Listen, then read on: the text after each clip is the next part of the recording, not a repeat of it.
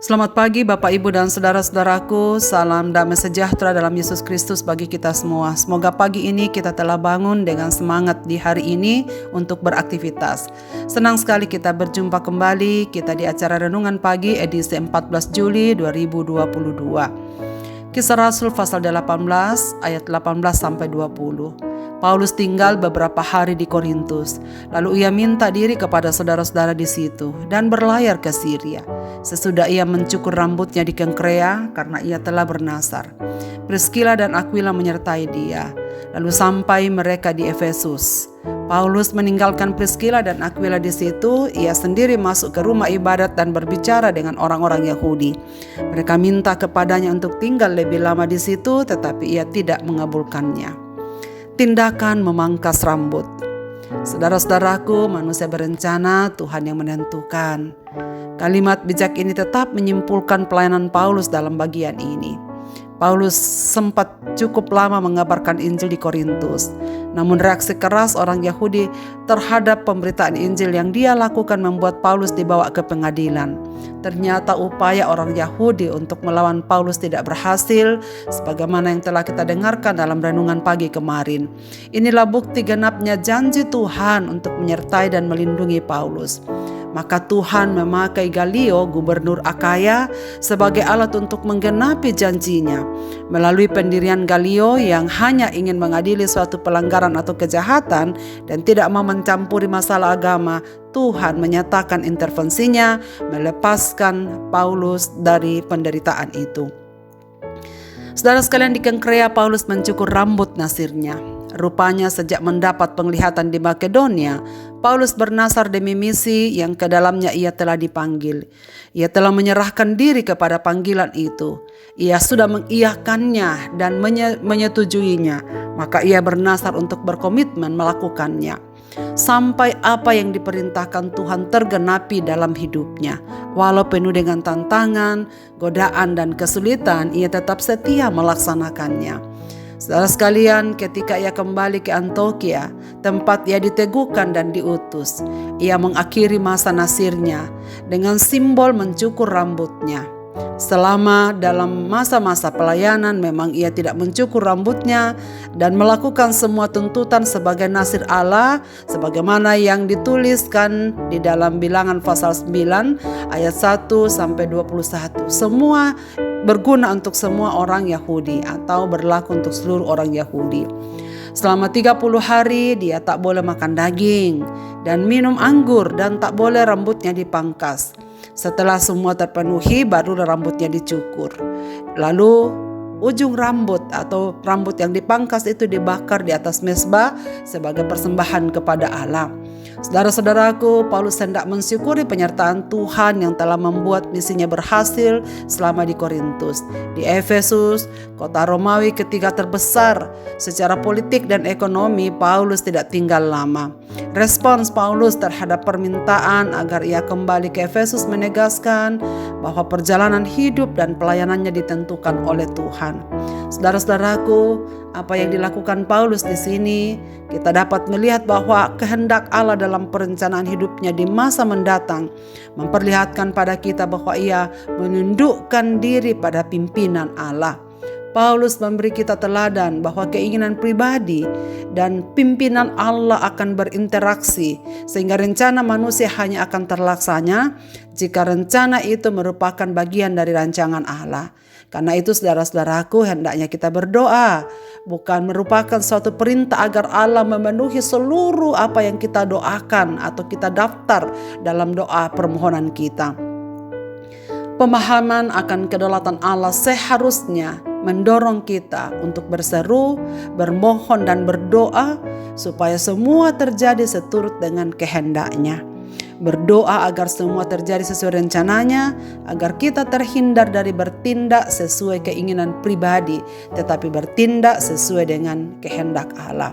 Sebab ada banyak hal yang terjadi dalam hidup kita, saudara sekalian, sesungguhnya bukan dikehendaki oleh Allah, tetapi atas dasar keinginan manusia. Saudara sekalian, dalam bagian ini juga kita dapat melihat bahwa tindakan Paulus memangkas rambutnya adalah bukti nyata Paulus adalah orang yang memiliki komitmen yang sungguh bagi pekerjaan Tuhan. Tindakannya yang bernasar menunjukkan apa yang Tuhan percayakan akan ditaati dengan setia walau penuh kesulitan. Paulus adalah orang yang dapat dipercaya. Apa yang telah ia iakan dipegang teguh dan berusaha dilaksanakan. Ia memang ditolak, dimusuhi, disalah mengerti, bahkan diancam untuk dibunuh. Tapi semua ini membuat Paulus tak menyerah. Sebab baginya yang penting ia tetap setia melaksanakan nasarnya. Bukankah yang memanggilnya adalah Tuhan? Maka kepadanya ia mempertanggungjawabkan segala sesuatunya. Saudara-saudaraku, apakah kita pernah berjanji mengatakan iya bersedia dan tanpa paksa kita menerima suatu tugas atau panggilan tertentu? Apakah kita telah melaksanakannya? Semoga kita adalah orang-orang yang dapat dipercaya, saudara sekalian, dan menjaga kepercayaan yang Tuhan percayakan itu. Bukan ia di mulut, tapi tidak dalam tindakan. Apapun resiko yang kita hadapi, biarlah Tuhan yang memampukan kita menyelesaikan sampai pada akhirnya. Agar dengan sukacita kita bersyukur dalam kelegaan sebab apa yang Tuhan percayakan telah kita selesaikan dengan baik, seperti Rasul Paulus mencukur rambut sebagai tanda syukurnya. Marilah kita berdoa. Bapa di sorga, Bapa di dalam nama Tuhan Yesus, kami bersyukur pagi ini memulai hari kami dengan firman-Mu ini. Kami berjumpa dengan tokoh Paulus yang begitu setia, yang komitmen pada apa yang ia akan di hadapan-Mu dan apa yang telah ia janjikan. Ya Bapa di sorga, ajarlah kami untuk bertanggung jawab atas segala sesuatu yang telah kami bangun di hadapan-Mu, yang telah kami iakan dan yang telah Tuhan percayakan kepada kami. Berilah kami kekuatan untuk taat, berilah kami untuk setia mengerjakan semua yang Tuhan percayakan pada kami. Mohon ampun ya Tuhan, kalau persembahan hidup kami belum seperti yang Tuhan kehendaki. Tapi firman-Mu pada saat ini memotivasi kami. Biarlah melewati tantangan, kami tetap setia melaksanakan semua yang Tuhan percayakan kepada kami. Sehingga sampai pada akhirnya kami dapat bertanggung jawab dalam kelegaan, dalam syukur bahwa sungguh Tuhan baik telah menyertai kami di dalam pelayanan-pelayanan dan tugas-tugas yang Tuhan percayakan pada kami. Jadikanlah kami sebagai orang-orang yang dapat dipercayai. Dan biarlah Tuhan memimpin kami, supaya ketika kami melaksanakan semua tugas dan tanggung jawab ini, kami menyerahkan sepenuhnya dalam tangan-Mu. Kehendak-Mu jadilah atas hidup kami, dan biarlah kehendak Tuhan yang selalu menuntun kami ke dalam semua tindakan yang Tuhan ingin kami lakukan setiap harinya. Bapa Surgawi, segenap pendengar renungan pagi ini dimanapun mereka berada, jadikanlah mereka sebagai umat yang setia. Jadikanlah mereka umat yang selalu berserah kepada-Mu dan menyandarkan segala sesuatu yang dilakukan dalam kehidupan ini. Tanpa Tuhan, tak ada sesuatu yang baik yang dapat kami lakukan. Dan karena itu Tuhan, tolonglah kami supaya keinginan Tuhanlah yang menuntun kami untuk bertindak di tengah-tengah hidup ini. Apapun keadaan umat-umat-Mu pada pagi ini, biarlah Tuhan turun tangan atas hidup mereka. Mereka yang sedang sakit, yang rapuh, yang membutuhkan pertolongan Tuhan. Bapa, hadirlah Engkau di sisinya. Jamalah mereka dalam kelemahan tubuh mereka. Biarlah Tuhan memberikan kelegaan. Dan biarlah kehendak-Mu yang jadi atas mereka, supaya mereka menemukan Tuhan di dalam semuanya. Bapa Surgawi, kami berdoa juga untuk semua keluarga yang sedang berduka dimanapun mereka berada. Tuhan memberkati, supaya mereka juga selalu merasakan Tuhan hadir di tengah-tengah kehidupan mereka, memberikan penghiburan.